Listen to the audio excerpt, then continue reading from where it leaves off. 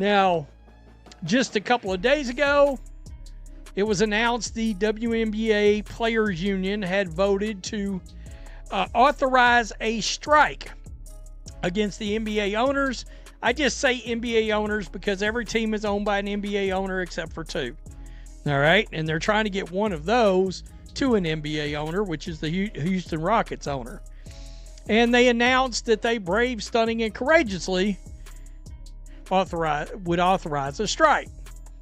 The WNBA Players Association has just authorized a strike, and the reaction from sports fans has been disbelief, because this isn't like a typical labor dispute. The WNBA has never turned a profit in its 27-year history, with all but two teams owned by NBA franchises that have subsidized losses for nearly 3 decades, and now, just as the league is finally gaining real momentum largely because of one player's impact, the union is threatening to walk away from a deal that would raise maximum salaries from about $250,000 to nearly $2 million, an 800% increase, and they're saying no. Thursday morning, because David Sampson, who's a really, really freaking smart sports business guy, came out and said, the NBA is going to draw the line on revenue sharing, and they will draw the line to the point of shutting the WNBA's doors down. They are not going to give the revenue sharing that the WNBA players want, and the women will compromise. And so I had a theory when I made that video that they did this to publicly save face before. David Sampson knows how owners think. He's a former president of the Miami Marlins, and he doesn't sugarcoat labor negotiations. When he says the NBA will draw a hard line on revenue sharing and would shut the WNBA down before crossing it, that isn't speculation. It's insight from someone who's been in those rooms. The players want 50-50 revenue sharing like NBA players receive, while owners are offering major salary increases but refusing to share revenue from a league that loses money every season. One side is operating in financial reality, the other on principle, and principles don't pay mortgages if the league folds. Call it 250.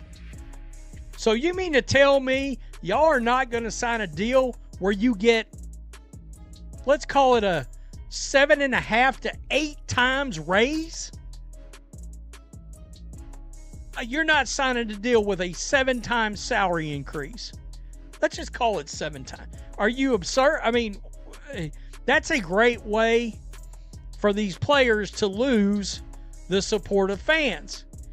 By the way, they're losing the support of fans. Because the biggest complaint all these years is they didn't. Look at the social media reactions to this. These aren't trolls or casual haters, but longtime fans who've watched the WNBA, supported its growth, and genuinely care about the product, and they're openly calling the players' leadership embarrassing and reckless. Many are pointing out that some players with ownership stakes in other leagues might even benefit if the WNBA collapses, and that criticism isn't rooted in misogyny or disrespect.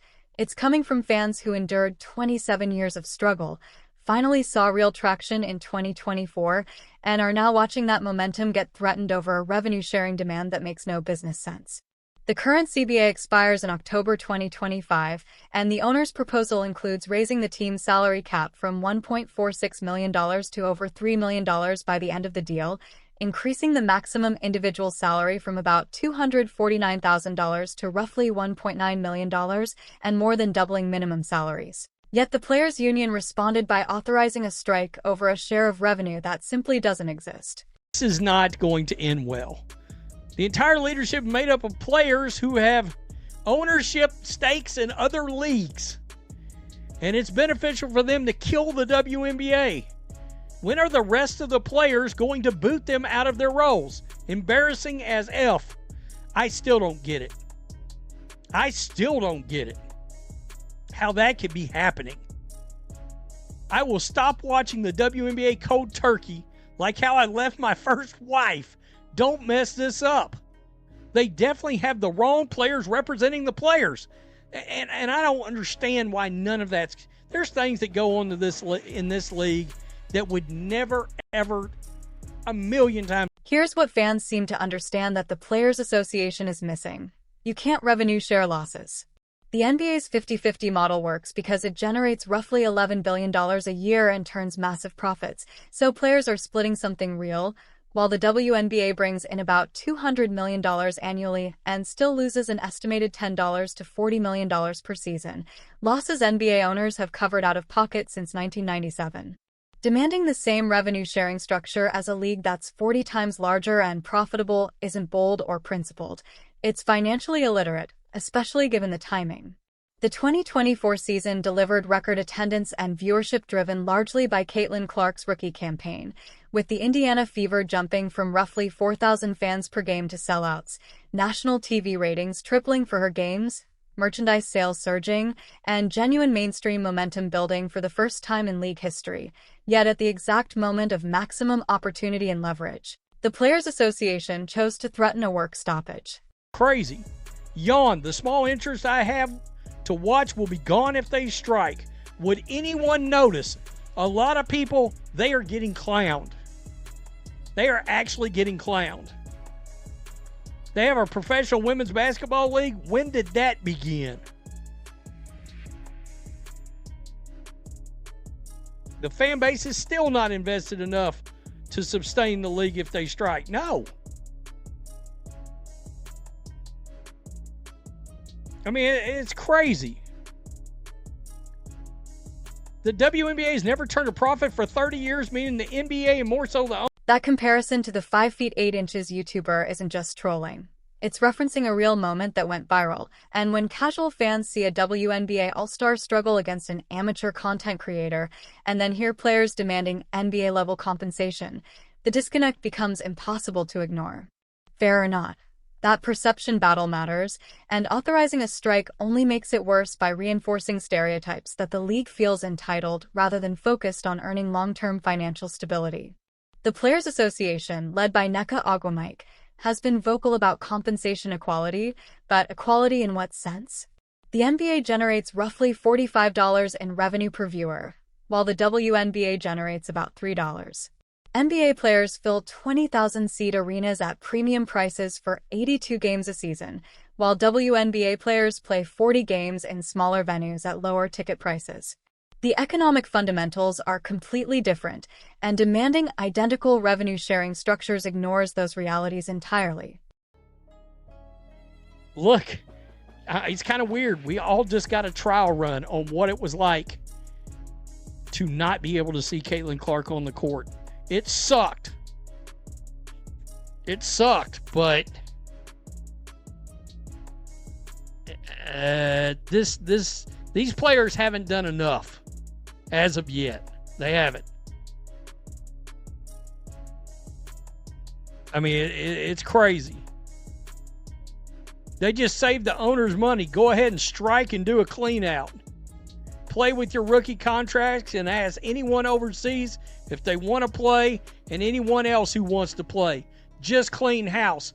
You know. And here's the nuclear option no one is really talking about: replacement players. Rookies are under contract and can't strike, meaning players like Caitlin Clark, Angel Reese, Cameron Brink once she returns from her ACL tear, and every other rookie would still be on the court, while owners could fill the rest of the rosters with international talent eager for a chance to play in the U.S. at six-figure salaries. European women's leagues are loaded with skilled players making $30,000 to $60,000 a season overseas, and it's unrealistic to think many of them would honor a WNBA strike. They'd be on planes within days. The Players Association may be betting that NBA owners won't let the league fold because of optics or political pressure, but that's a dangerous assumption. These are business people who built billion-dollar franchises by making hard financial decisions, have weathered lockouts before, and have moved teams, fired coaches, and traded stars in service of the bottom line. The idea that they'd suddenly cave and agree to share revenue from a money-losing operation because it's the right thing to do simply isn't how this works. Yikes. Man, so tired of the women fatigue. It's crazy. It is crazy. This is an opportunity for the owners and stakeholders of the WNBA to reboot the league. You will get tons of international fans. Will anyone actually notice or care? Seriously, if the league folds, would anybody really miss it? And I can tell you, as soon as I drop one of these videos, I get a ton of these comments.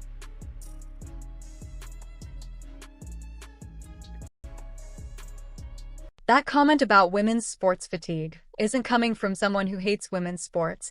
It's coming from someone exhausted by the constant framing that every problem is rooted in unfairness, discrimination, or someone else's fault.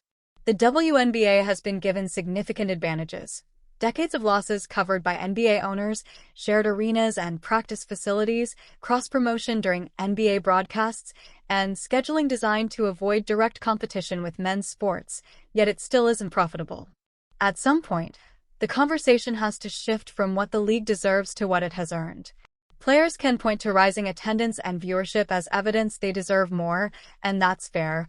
But one strong season after 26 years of losses doesn't erase the debt or suddenly make the business model viable. It simply means the league is finally moving in the right direction.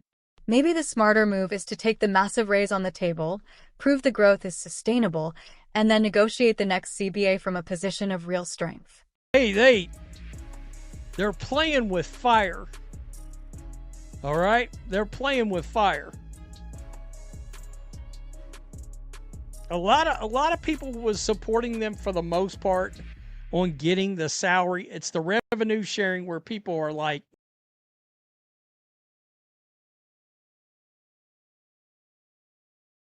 the Players Association calling the league structure draconian is especially revealing, because that word is being used to describe a league that has survived for 27 years only because owners absorbed tens of millions in losses, provided full benefits, approved charter flights, steadily raised salaries, and continued operating despite having no path to profitability. So that word choice exposes how disconnected union leadership is from financial reality. Real draconian would be the league folding, everyone losing their jobs, and women's professional basketball in America disappearing for another decade like it did after the ABL collapsed in 1998. Being offered an 800% raise in a money-losing league isn't oppression. It's winning the lottery and complaining the check isn't big enough.